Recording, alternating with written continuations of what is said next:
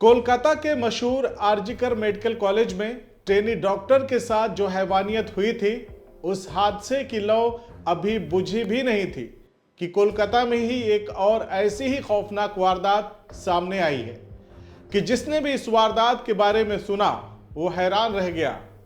एक 14 साल की लड़की स्कूल से अपने घर जा रही थी, तभी उसके सामने एक ई रिक्शा वाला आकर रुकता है और कहता है कि मैं तुम्हारे घर की तरफ ही जा रहा हूं, चलो मैं तुम्हें छोड़ देता हूं। लड़की ये सुनकर डरने लगती है।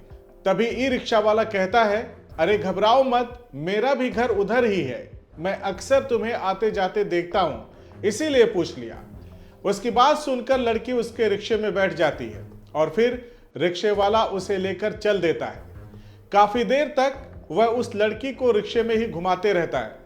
लड़की जब उससे कहती है कि मुझे घर छोड़ दो, तो वह उसे संतरे दिलाने की कोशिश करता है। यह देखकर लड़की रोने लगती है और शोर मचाने लगती है।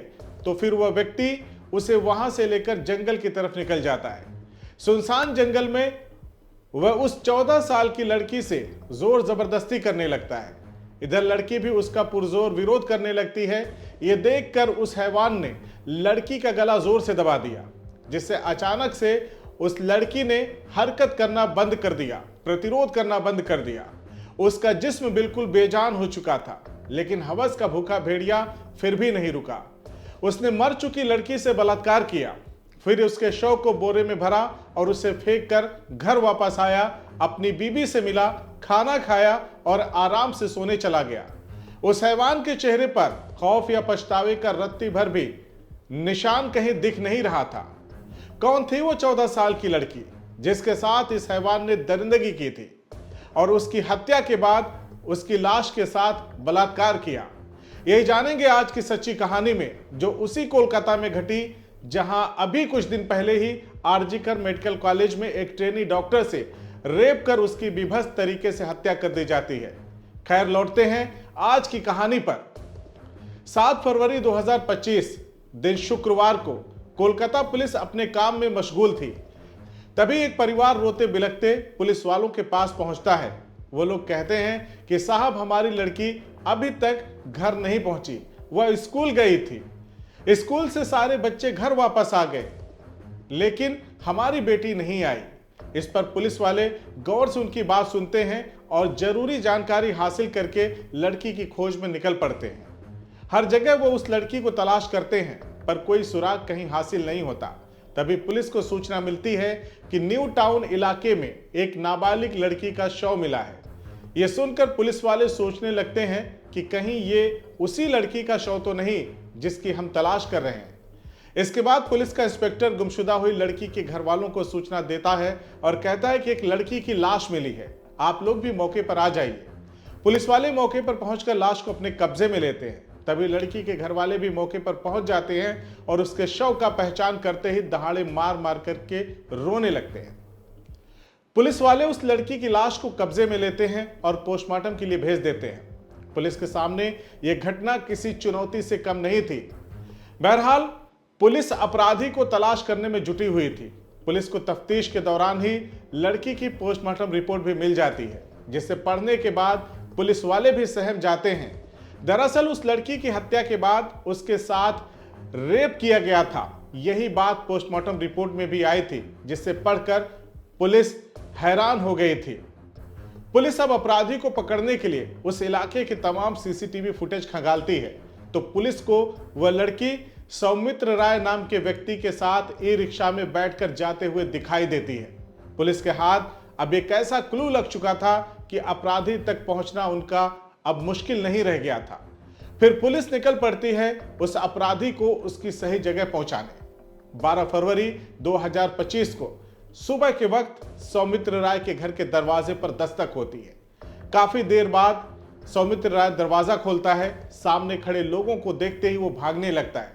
तभी दरवाजे पर खड़े पुलिस वाले उसे दौड़ाकर पकड़ लेते हैं। उसकी गर्दन दबोचते हुए पुलिस वाले पूछते हैं, बता तूने ऐसा क्यों किया? घर में सौमित्र की पत्नी भी मौजूद थी। अब सौमित्र की करतूतों का घड़ा फूट चुका था। इसके बाद किसी रटे हुए तोते की मानिंद सौमित्र राय सारा सच उगलता चला गया और आखिर में उसने अपना जुर्म कबूल कर लिया।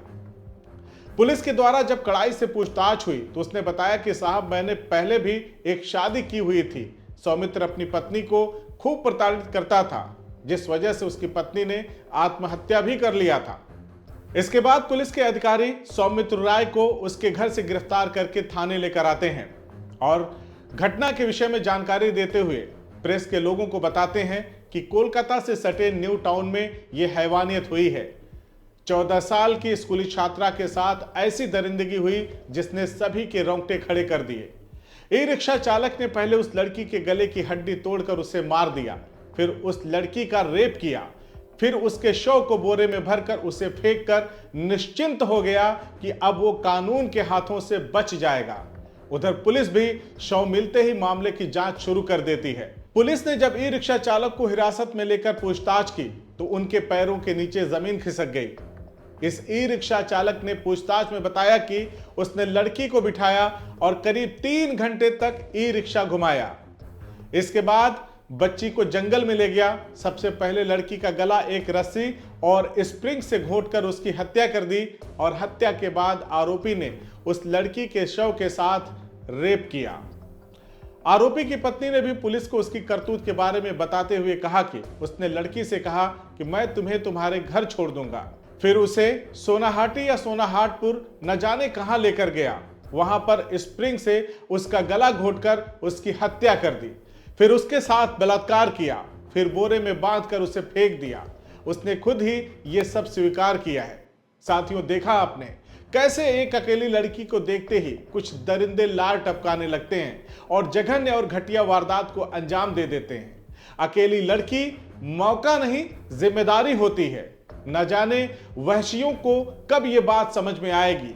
खैर, आप चौकन्ने रहिए, सुरक्षित रहिए और अपने आसपास नजरें जमा कर रखिए, क्योंकि खतरा कभी भी और कहीं भी हो सकता है। आज की सच्ची कहानी पर आपकी क्या प्रतिक्रिया है, हमें जरूर बताएं। साथ ही हमारे चैनल को सब्सक्राइब जरूर करें।